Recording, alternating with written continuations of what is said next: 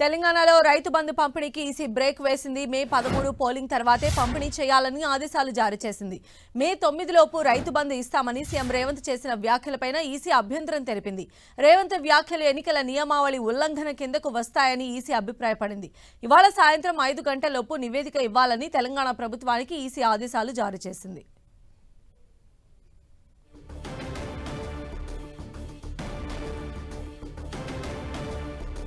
దీనికి సంబంధించిన మరింత సమాచారం మా ప్రతినిధి కరుణాకర్ మనకు అందిస్తారు. కరుణాకర్, తెలంగాణలో ఎన్నికల నేపథ్యంలో రైతు బంధు తెలంగాణ ప్రభుత్వం అయితే రైతులకు పంట సాయం కింద ఇస్తుందో రైతు బంధుకు కేంద్ర ఎన్నికల సంఘం కాసేపు బ్రేక్ వేసింది. ముఖ్యమంత్రిగా ఉన్న రేవంత్ రెడ్డి పిసిసి అధ్యక్షుడిగా ఉన్నారు. ఆయన ఎన్నికల సందర్భంగా పలు సభల్లో ఈ నెల 9 లోపు రైతు బంధు నిధులను పూర్తిగా రైతుల ఖాతాలో వేస్తామని చెప్పడం జరిగింది. అయితే ఇది ఎన్నికల నియమాలను ఉల్లంఘించడమే కిందికి వస్తుందని చెప్పి ఈసీ భావించింది. ఈ మేరకు ఈసీకి అటు బీజేపీ కానీ బీఆర్ఎస్ పార్టీ రెండు పార్టీలు కూడా ఫిర్యాదు చేసినట్టు నోటీసులో పేర్కొనడం జరిగింది. ఈ నేపథ్యంలో ఈసీ కొంత సీరియస్ గా తీసుకుంది. వెంటనే రైతు నిధులను ఆపేయాలని చెప్పి పేర్కొనడం జరిగింది. దాంతో పాటు రైతు బంధు నిధులను పోలింగ్ తర్వాత అంటే ఈ నెల 13 తర్వాత మళ్ళీ నిధులను విడుదల చేయొచ్చని చెప్పి కూడా ఆదేశించిన పరిస్థితిని మనం చూస్తున్నాం. అయితే ముఖ్యమంత్రి రేవంత్ రెడ్డి పిసిసిలో ఉన్న ముఖ్యమంత్రి రేవంత్ రెడ్డి చేసిన వ్యాఖ్యలపై పూర్తి నివేదిక ఇవ్వాలని చెప్పి కూడా తెలంగాణ ప్రభుత్వానికి ఈసీ ఆదేశించిన పరిస్థితిని మనం చూస్తున్నాం. కాబట్టి నిన్నటి నుంచి అంటే రైతు బంధు నిధులు చాలా రోజులుగా విడుదల చేస్తున్నాం. నిన్నటి నుంచి మళ్ళీ తిరిగి పెండింగ్ లో ఉన్న రైతు బంధు నిధులను పంపిణీ చేస్తున్న తెలంగాణ ప్రభుత్వం ఎన్నికల నిబంధనలు ఉల్లంఘిస్తుందని చెప్పి ఈసీ భావించింది. ఈ నేపథ్యంలోనే రైతు బంధు నిధులను పోలింగ్ వరకు ఆపేయాలని చెప్పి కాసేపు ఆదేశాలు జారీ చేసిన పరిస్థితిని మనం చూస్తున్నాం. సంధ్య, అయితే దీనికి సంబంధించి తెలంగాణ గవర్నమెంట్ ఎలాంటి ఎక్స్ప్లెనేషన్ ఇచ్చే అవకాశం ఉంది? అయితే ప్రభుత్వం ఇప్పటికే అంటే ఇది కొత్తగా ప్రారంభించింది కాదు.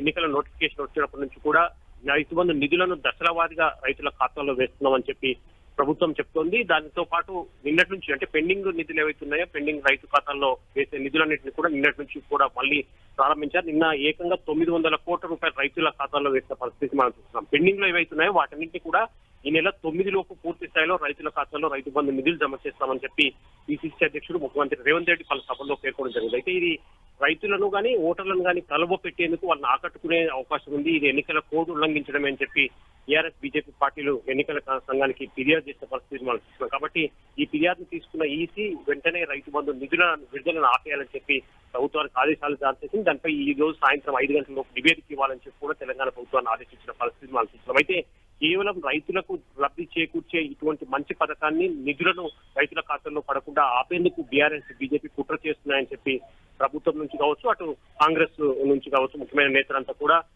ఆగ్రహం వ్యక్తం చేస్తున్న పరిస్థితిని మనం చూస్తున్నాం సార్. అయితే కరుణాకర్, రీసెంట్ గా కూడా మనం చూసాము ఎన్నికలు సమీపిస్తున్నటువంటి ఈ తరుణంలో అంటే గవర్నమెంట్స్ ఇస్తున్నటువంటి సంక్షేమ పథకాలన్నిటి కూడా ఆపివేసిన పరిస్థితులే ఉన్నాయి. సో అలాంటి పరిస్థితి ఇప్పుడు ఇక్కడ కూడా రిపీట్ అయ్యే అవకాశం ఉంటుందా?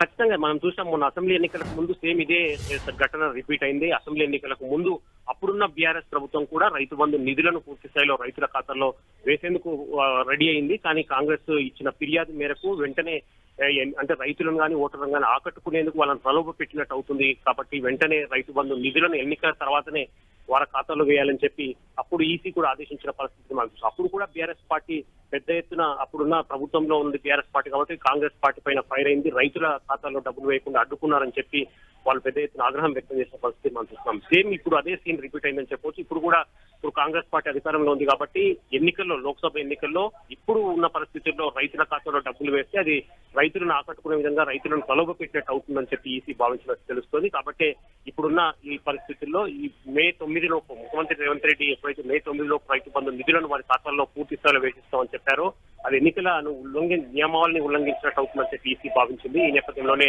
రైతు బంధు నిధులకు ఈసీ బ్రేక్ వేసింది. మే 13 తారీఖు పోలింగ్ ముగిసిన తర్వాత మరుసటి రోజు నుంచి రైతు బంధువులను యథావిధిగా విడుదల చేసే అవకాశం కూడా ఈసీ కల్పించిన పరిస్థితిని మనం చూస్తున్నాం. సంధ్య, రైట్ కరుణాకర్.